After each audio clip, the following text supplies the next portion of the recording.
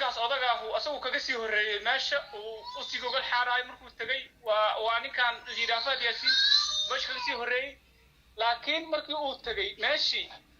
madaxweynaha iyo waftigiisii la soo dhaweeyay amiirkii qadar oo meel joogo ugu soo dhaweeyay meesha wuxuu dhahay amiirka soo fadhiyo gacanta ku salaamay markuu saas u salaamay uu iska fariistay markuu fariistay kadib waxa yimid ninkan odaga ah Faad Yaasiin oo soo galay amiirkii xitaa wuxuu dhahay wuu istaagay ninkaas odaga waa ka hortagay uu shumiyay markaas uu ku fariisto wuxuu yiri anaka ninkan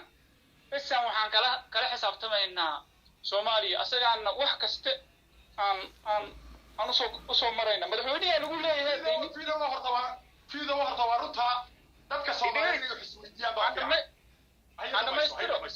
dhamaysahay anigu waxaan isweydiiyay marka madaxweyne dhan oo meel fadhiya marka sida noocaas maqaamka noocaas lagu soo dhaweeyay kadibna taliye yaro ciidamadiisa taliye oo kamid waliba xilligaas taliye inuu sanahay ii sheegay oo la taliye wax saas amal iska aha loo soo dhaweeyay nidaamka noocaas ee haddana jawaab looga dhigay annaka ninkan ayaan Soomaaliya kala xisaabtanaa oo aqoonsanayna tusaale ahaan waad arkaysaa ninkan already madaxweynaha xitaa meesha lagu bahdilay waxa ninkan haddaad hamarkiisa qaadan weysid aduguna meesha waa ka tagaysaa waa anaga kugu hayna shalan anaga lacagteena kugu soo saarno meesha ku keenay ودريمي كذا ما كدي بعثته ماشي كذي. ما عند فرماجة أود ملء هذا يوغندا سأقول كوردية هذا فرماجة بعنا بدل ملء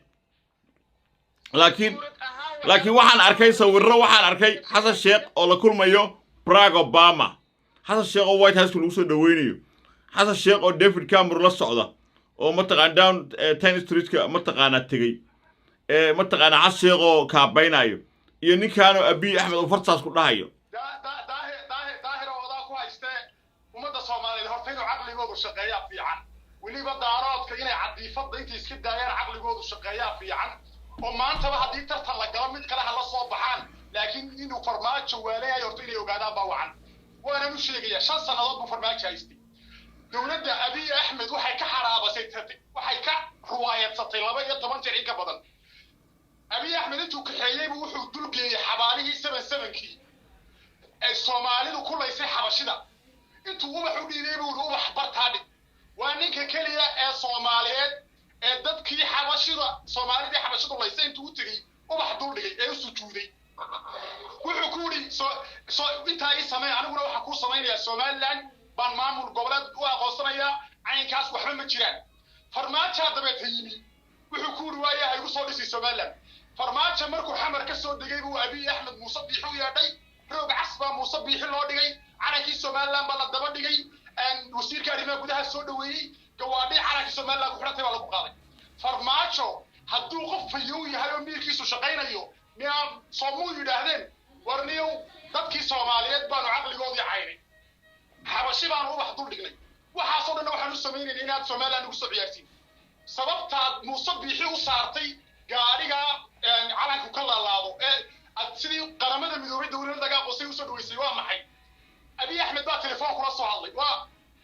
أبي أحمد وحنا كده اكتشف حاجة دمر كودا أنت مالها وحلا صوت دوائر يا برانك ما نقص مني وكله وارتين موسى برانك بقى هو قاطع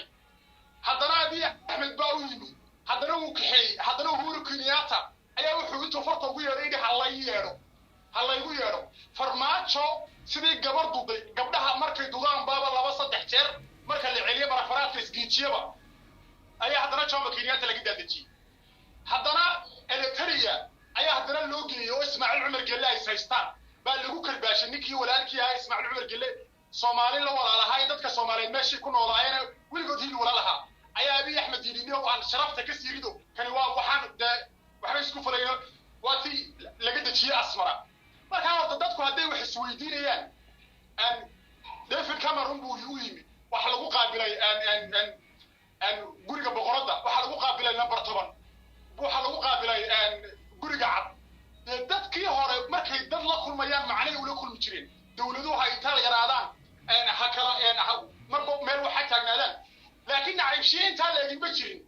farma waxa la yiraahdo waxa dunida ugu xun fuladaan daasi badan boqol fiira taqaan ya baqay damac yaqaan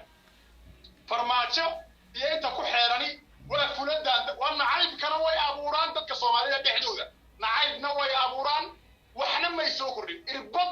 maanta dulmay gelin dadka Soomaaliyeedna waa kuwa kala taagan daarood iyo intii kala dhan farmaajaana ka dhigay waa maalintii Sheekh Maxamed Siyaad Barre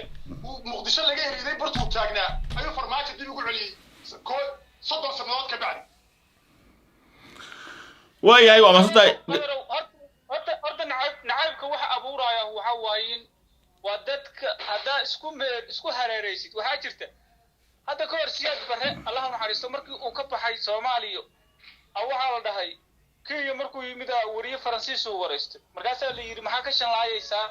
oo aad Soomaaliya hadda dib ugu noqon lahayd oo lagu celin lahaa